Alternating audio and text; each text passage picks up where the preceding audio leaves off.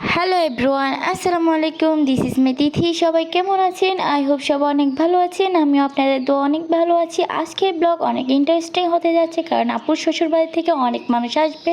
আজকে আমিও টুকটাক কাজ করব, কারণ আজকে আমার জীবনে প্রথম আমি কাজ করব আম্মুর সাথে। এখানে আম্মু গরুর মাংস ধুয়ে নিবে। এখানে এগুলো হচ্ছে হাঁসের মাংস, আর আম্মু এখানে অনেক রান্না, তো তার কারণে আম্মু লার্কি চুলা ব্যবহার করছে। এখানে মুরগির মাংস, এখানে হয়তো সাদা রোস্ট হবে মেবি।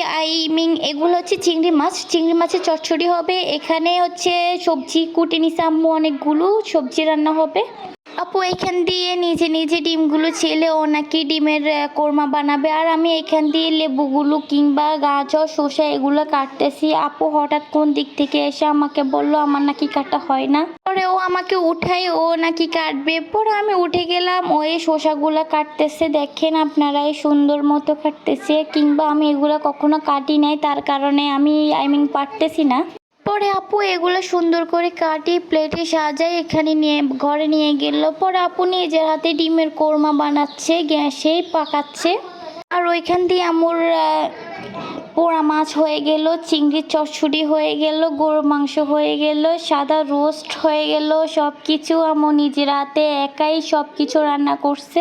আর এখান দিয়ে আমি সবগুলা আস্তে আস্তে সুন্দর করে টেবিলে সাজালাম। দেখেন অনেক সুন্দর হয়েছে, আমি নিজের হাতে টেবিলটা সাজালাম। সবাই তো অবাক, সবাই বলছে আমি নাকি একটা কাজেও পারি না, তার কারণে আমি দেখিয়ে দিয়েছি যে আমি কত সুন্দর করে টেবিল সাজাতে পারি। ফাইনাল লুক এটাই। আসসালামু আলাইকুম।